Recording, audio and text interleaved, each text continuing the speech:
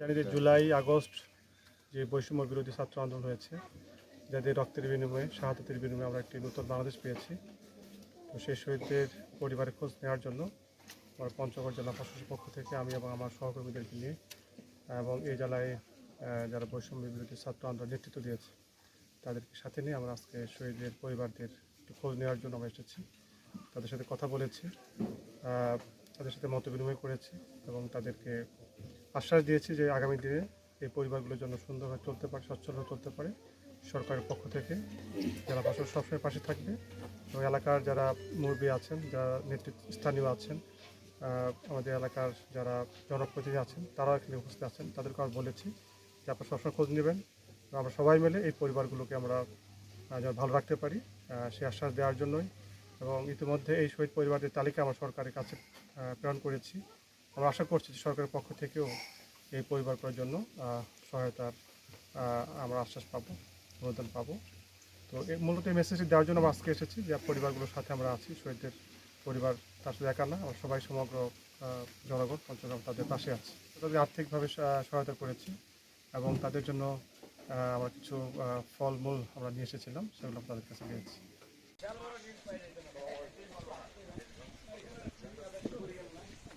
চলে যান সামনের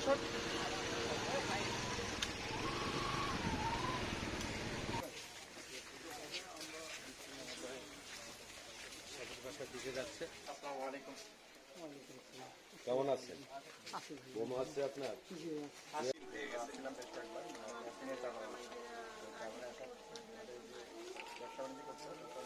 ফলমূল আমরা নিয়ে এসেছিলাম, সেগুলো তাদের কাছে দিয়েছি। Thank you.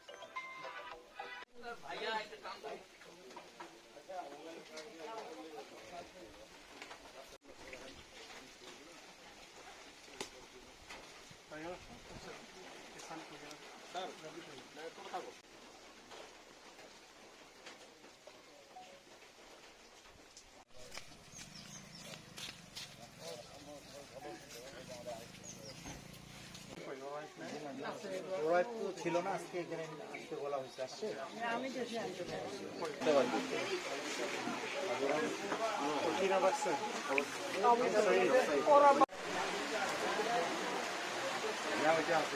হাতে নাও।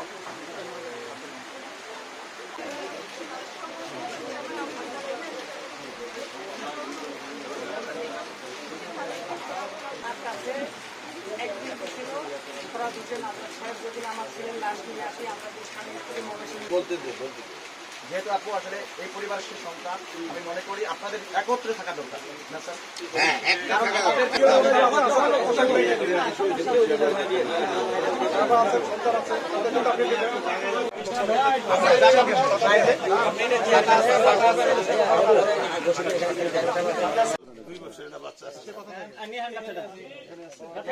বাচ্চা মা আসবে তো? Thank you.